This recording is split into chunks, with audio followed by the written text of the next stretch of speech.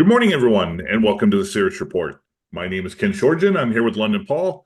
And Paul, wow, Rutt is looking to potentially kick the U.S. out of NATO. Uh, Trump has already come out with a plan to end the war in 24 hours. And then, of course, everything else and Trump and Putin have already had a phone call. Wait a second, none of that really has happened. Paul, I want to thank you as always for being a part of this discussion. And boy, the international play and the alt media going absolute nuts of solving every problem overnight has just reached fever pitch. Yeah, absolutely. And you make three great points to start with. I mean, we'll come to the point of the claims that were made, and it seems to have just been largely on the X platform. And then, of course, I guess one person sees it, and then someone else repeats it, and then it kind of, well, in certain circles goes kind of viral, I would guess you could say. And this relates to the claim that Rutte, who's now the Secretary General of NATO, said that if Trump surrenders Ukraine to Putin, then I will expel the US from NATO. Well, I'm sorry. This is just not reality. First off, the US is NATO, and any NATO Secretary General gets told by the United States what they're allowed to say and do. And most certainly he would not have said that. And there's no evidence to support that viewpoint anywhere. So clearly, someone's either been told something that's not true originally, or someone's made something up, and subsequently, it's then gone viral. And it's another one of those situations where it has no basis in reality whatsoever. Then you come on to the point about Trump and Putin, where there was claims. Well, actually, that was a mainstream media claim, I think, which so we won't portion the blame to alt media, saying that Putin and Trump had held a phone call. And of course, the Russians came out and said no such phone call or conversation has been had in the process. So again, this is another thing that's kind of, as I say, be informed, don't be entertained, and I think it is, people have kind of become very euphoric because Trump's now president, and they think the world's going to change in 5 minutes, and Trump's going to solve all these problems.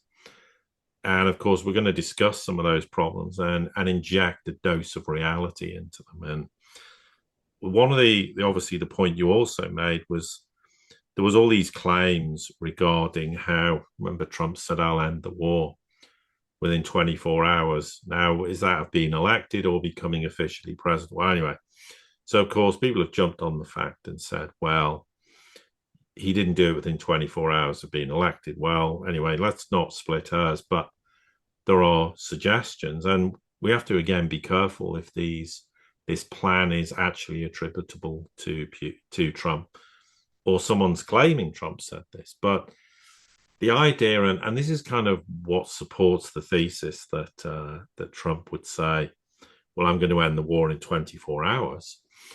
If this plan actually has any legs as far as Trump's concerned, which is, right, what we do is we immediately have a ceasefire. So basically the war ends in that context almost immediately, or at an agreed point in time.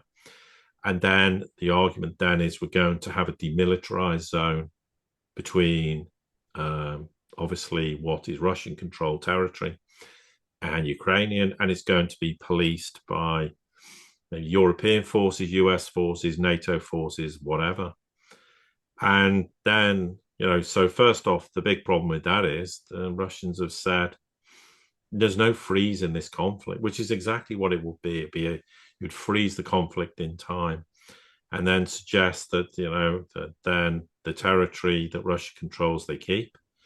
But we already know that Russia doesn't control all the territory in Donbass, which it claims to be part of the Russian Federation. Neither does it hold all the territory in Kherson or Zaporozhye.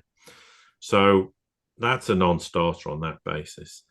Then there's the idea that, well, and there's been all sorts of claims, in a few years it might be that Ukraine to join NATO, or maybe it's 20 years, or maybe it's some point in the future. Well, Russia's made its position very clear. That is never going to happen. So again, this is just fanciful talking. Maybe it is attributable to Trump, maybe it isn't. And then there was another point made that in the future, whatever's left of Ukraine would be then the West, the United States, NATO would then arm it however it chose, or what it chose to see fit as necessary to protect Ukraine in the future. Well, again, there's no one paying attention to the fact that Putin made the point, we are demilitarizing Ukraine. Now, people can disagree with Russia's perspective, fine, but Russia's in the driving seat with regards to the war.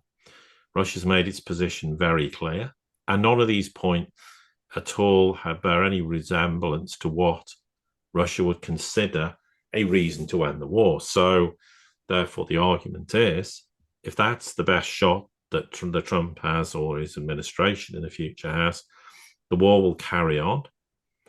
And it will carry on until Russia's achieved its objectives in totality, or until Ukraine just has to surrender unconditionally because it just basically runs out of resources. It runs out of people to fight the war. It runs out of ammunition, etc., etc. It just cannot fight the war anymore. Another point worth making is if Putin was to accept these terms, his popularity rating in Russia would drop to almost zero immediately. And I would think it was perfectly reasonable to suggest that the hardliners in Russia would remove him from power.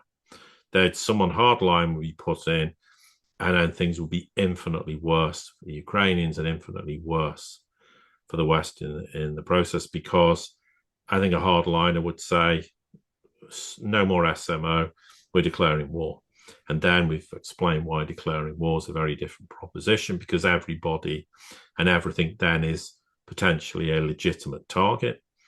I'm not saying you should commit war crimes because you've declared war, but then you could arguably say all the Kiev government are then seen as legitimate targets, etc., etc. Okay, maybe it's a bit of a grey area to assess what declaring war is as opposed to an SMO, but they are very different. And the United States is never going to put itself in that position because, again, you got to bear in mind what has driven policy in Ukraine isn't the Biden administration for 2.5 years.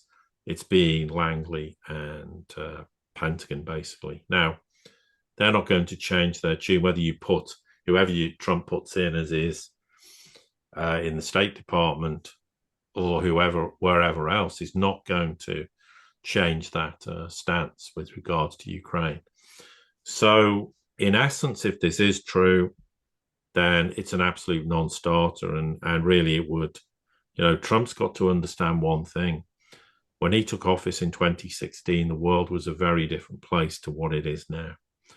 The world's changed, particularly, markedly with respect to the ongoing birth of multipolarity, the ongoing demise of unipolarity, and the world no longer being afraid of the United States except the US's own allies. So they're not going to acquiesce to these demands. And therefore, the war on that basis will not end the way if Trump seriously thinks that's the way it's going to end. But the fact he said, I'll end the war in 24 hours, implies that this plan may, to some degree, have some lags and might be not entirely correct, but in some senses correct, because the only way you could end it in 24 hours is if there was an agreement to have a ceasefire and freeze the conflict. Well, this is statements being made so many times I've lost count. And every time Russia's made its position very clear that that is never, ever going to happen. So this is one of those examples where this euphoria kicks in. Everyone thinks Trump's going to implement these changes and it's all going to happen and the war will end. And the reality is that if this is what Trump's proposing to do, it's not going to end anything. And therefore, it immediately, if that was the case, would damage his credibility with his own supporters, but also it'd be used as a stick to beat him with by everyone who doesn't want Trump as president and say, well, this is a failed policy decision. You've tried to end the war. You've effectively, you've played your card. Dare I use the word trump card, but that's exactly what he's done. He's played his cards and it's failed. And that's not something you would do ordinarily politically, because once you've played it, you've played it. So I think that's the first point. And obviously, with regards to Ukraine, it's good to get your perspective on this, Ken. Yeah, it's kind of interesting because there is a precedent in American history and relatively recent, at least in the last century, of a presidential elect actually accomplishing something that took place on day one within 24 hours of his being inaugurated. And that, of course, is the hostage situation in 1979, 1980 in Iran, where Ronald Reagan, before he took the oath of office, was working behind the scenes to create a deal with Iran, with Nicaragua, I think it was, arms and all that, to go ahead and get the hostages out. He did that behind the scenes, away from the Carter administration, and it happened on day one. But those events are so unprecedented that they are usually a standout in history rather than a footnote. In this case, obviously, if Trump was to really do something, then he'd be working with Putin behind the scenes leading up to this, under the understanding that Russia is going to dictate the terms, and that if all that the U.S. has to do is to get Europe, NATO, and the like to stop funding and stop putting arms. If that happens, then very, very easily by inauguration day, the war could be, the SMO could be completely done. But is that going to happen? Well, it made me think of what MAGA really stands for. Make America Great Again. Now, is that make America great again as a nation that the world wants to move to, like they did for 150, 175 years? Or is that make America great again, as in we're going to go back to the 1990s and where we have this hegemonic rule over every single aspect of geopolitics? That has yet to be determined. But as you said, Putin has the trump cards. All he's got to do is take one of them and says, Minsk agreement. You broke it. You're untrustworthy. The other thing he can say is, Eurasia is our Monroe Doctrine. We don't mess with you in the in the Western Hemisphere. You have no right to make any determination of us in Eurasia. That's an extremely good point. And, and I think the other thing is, and I'm not suggesting we know this one way or the other, but even if we assume that Putin thinks that Trump's someone he can talk to, it's not, the point is that the Russians will never, it will take a long time, and it could take many years before the Russians will ever trust the Americans. And it's not a question, because they know the administration is far more than Trump. And they made the point in recent times, it didn't matter who won the election, meaning ultimately the president doesn't really make any significant headway in any policy decisions. They're there just as a figurehead. Now, okay, Trump may well have very different ideas to that. But again, he didn't succeed in the first 4 years. So why is he going to succeed in the next 4 years? Now, that doesn't mean he can't, and he won't. But, there is definitely a desire in the United States to get out of the Ukraine war, but they want to get out of the Ukraine war on this basis, where they're going to say, okay, we have to sell this that no one won the war. It was a draw, effectively. Okay, Russia might get 25% of Ukraine's territory, but let's just not focus too much on that. And the people in the United States and Europe won't even think about it. They'll just go, well, Russia didn't win the war because they didn't take the whole country, and they'll sell it that Russia's aim was always to take the whole country, which is a lie. They have no intention of doing that. And then what they'll do is they'll go, look, we've put this, and this is why this plan may have legs. We have put this demilitarized zone in to protect Ukraine. And Ukraine is going to join the European Union in the future. And Ukraine will, at some vague point in the future, join NATO. So it all sounds like, in a way, Russia kind of didn't win. Not only did it not win the war, but it kind of lost in a way. And this is their get out clause to then make it look like it wasn't the abject failure that the Ukraine war has been, and the United States is the principal architect for sure during the Biden administration as to policy decisions and trying to get the Europeans involved. And of course, there's the whole issue of Nord Stream being blown up, etc., etc. So that's how they're going to try and sell it. So that plan does potentially have some more legs.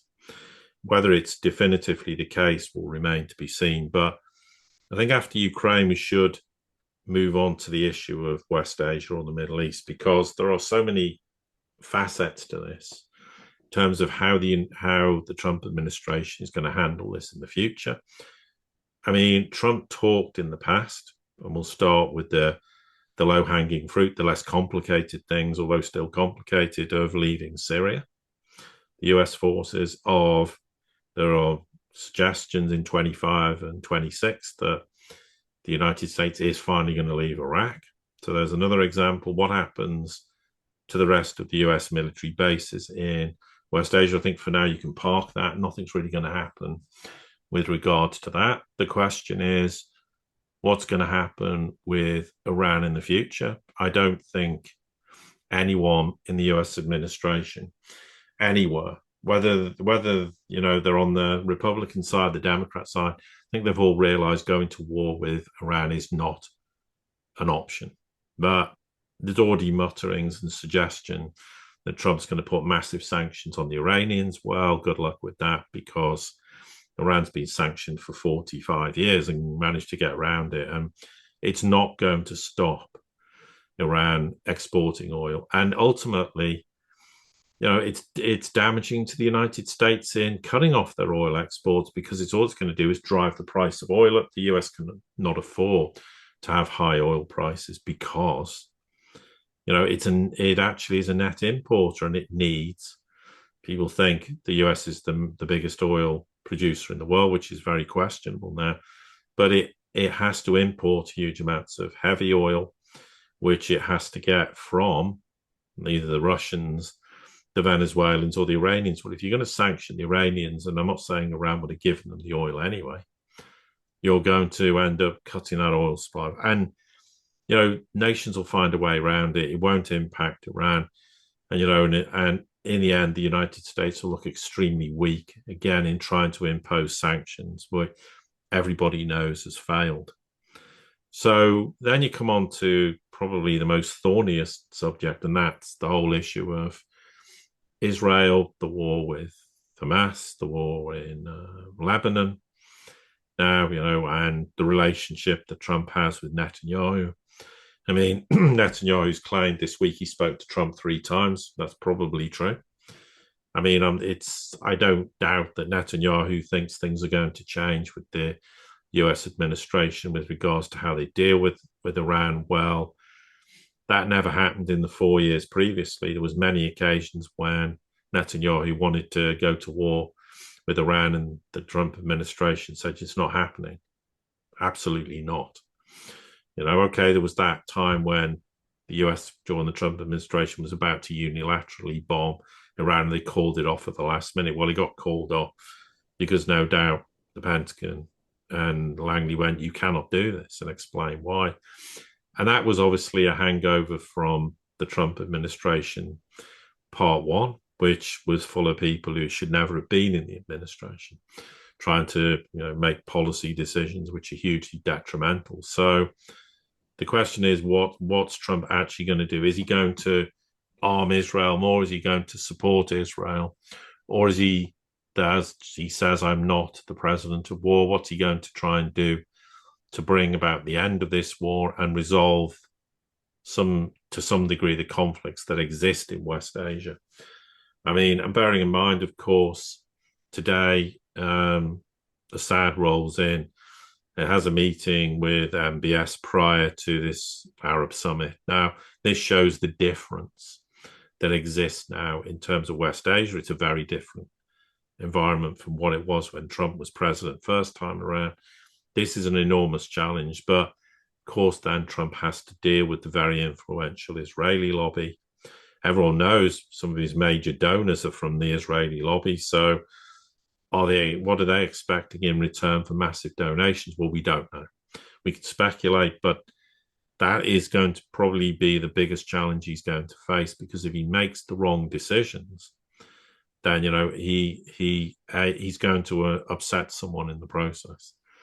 And but if he's serious about being the president of avoiding wars, then he's going to have to make some very tough decisions. It's questionable whether those decisions can be made, given just how influential the Israeli lobby is in the United States. So, that remains to be seen what happens in West Asia, but there are so many moving parts to it. And that really is something that no US president has been able to do anything about, whether they wanted to or didn't. And we know there are many reasons why that's the case. And I don't necessarily see how Trump's going to change that in any way, shape, or form. No, and I'm not going to leave out that he doesn't have the potential, because what he did with North Korea and Kim Jong-un was really out of the blue and something unprecedented. Nobody saw that coming. Unfortunately, he didn't. Almost immediately he was under such duress by the establishment that he really couldn't carry that forward, and it really hasn't gone anywhere with the U.S. There's another area. Obviously, we could talk about what the U.S. wants to do with Taiwan, China, etc. But I think something else that is underneath the scenes that's been brewing, going back to maybe 2016, if not 2020, is a region called the Sahel, or as they like to say in the West, the coup corridor in Africa. 6 nations that stretch across from coast to coast that have been recently decolonizing and throwing out the old Western dominions. And what's important about that is AFRICOM, which is a very important regional base and headquarters for the United States in regards to how they're able to deal with West Asia. That's going to come under a lot more stress and a lot more pressure to be kicked out of Africa. And if that happens, a lot of the logistics that the U.S. has in control over West Asia is going to be completely thrown away.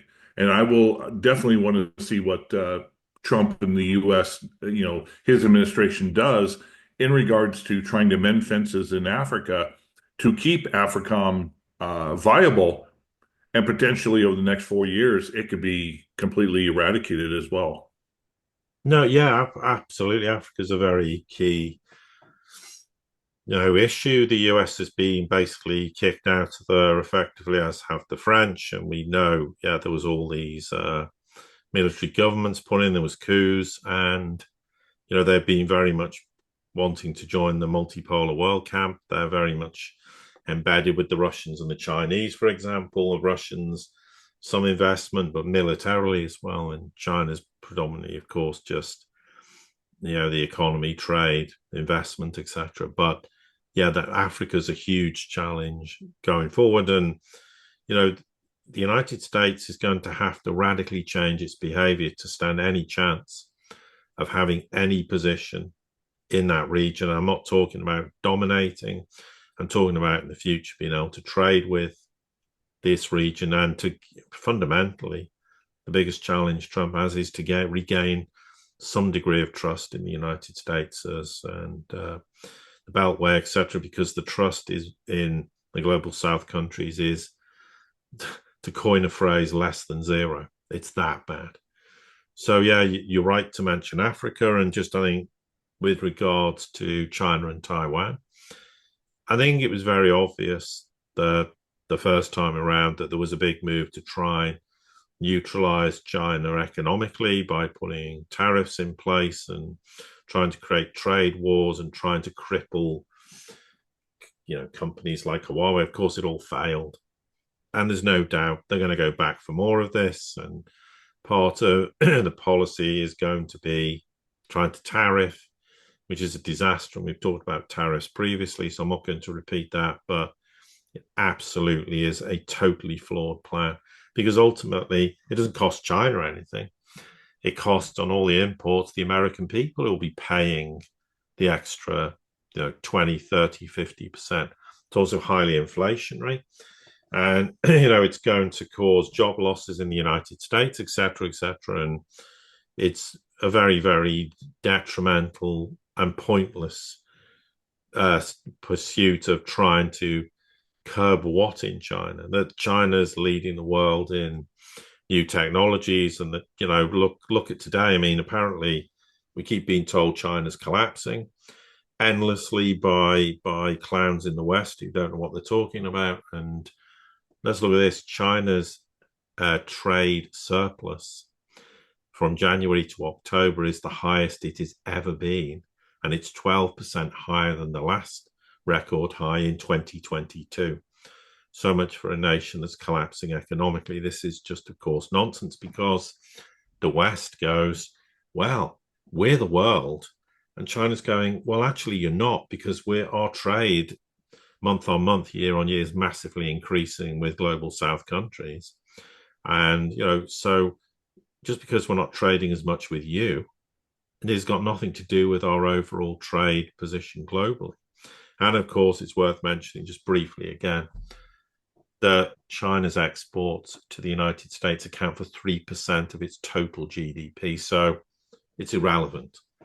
So that's some of the problems that the United States is going to face with China. It needs to understand it has to mend ties with China, build relations, because ultimately the United States, and we'll talk about this in another podcast, domestic issues, is going to need countries like China to have massive inward investment. And it's going to have to be a compromise in that relationship. Otherwise, the United States, how's it going to finance this? And people go, just print money. Well, you can't just keep printing money. So, because there are consequences for doing that. So I think in essence, this is, again, we touch on discussion point.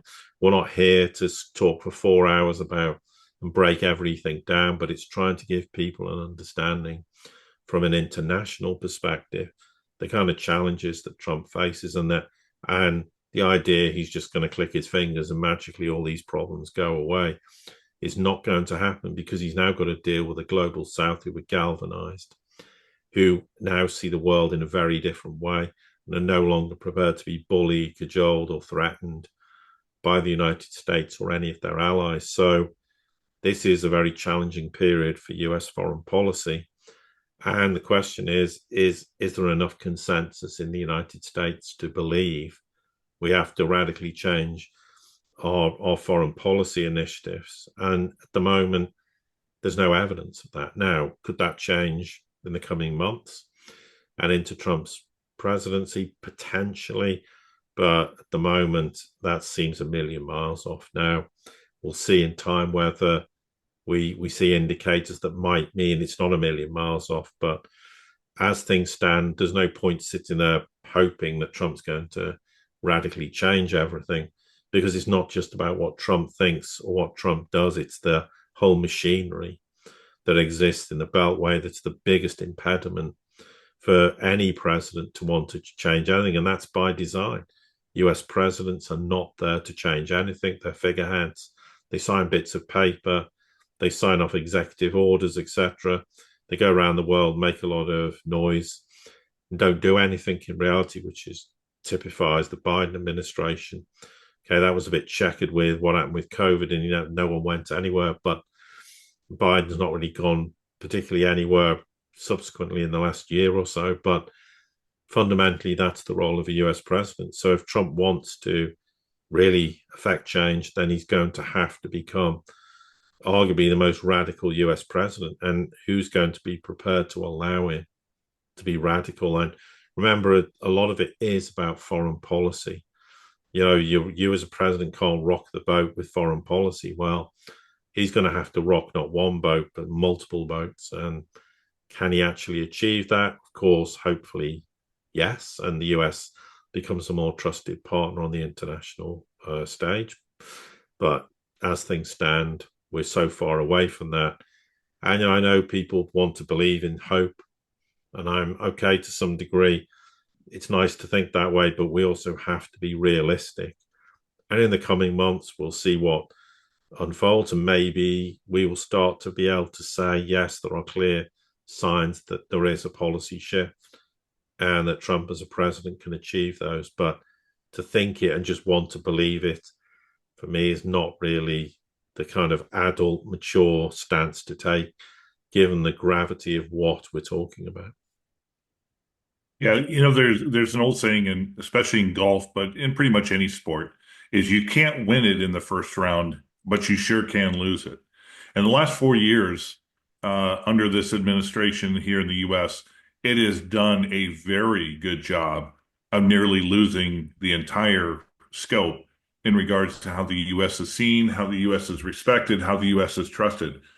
I honestly think, just as my personal opinion, no matter what Donald Trump does, the best he's going to do out of this is to try to get back to some semblance of even where the U.S. was in relations back in 2020 when he left office. Hopefully, he'll weather the storm of what's going to happen domestically, try to mend a few fences, watching the world change, which has radically changed since he left office, and prepare the way for the next president, next administration, if he's able to accomplish some, if not all, of the things he wants to do during his term, his quote unquote lame duck term. But in reality, he's got nothing to lose. He's not going to run again. So you might as well set fire to what you can, and hopefully that the growth that comes out of it is going to be beneficial. Paul, as always, I want to thank you for being a part of this great discussion. Yeah, and likewise. And to everybody here at the Sirius Report community, thank you for all of the support you've given us. Don't forget to subscribe, like, share, comment, pass this on to anybody you think this might be important. And until the next time we get together, have a great day.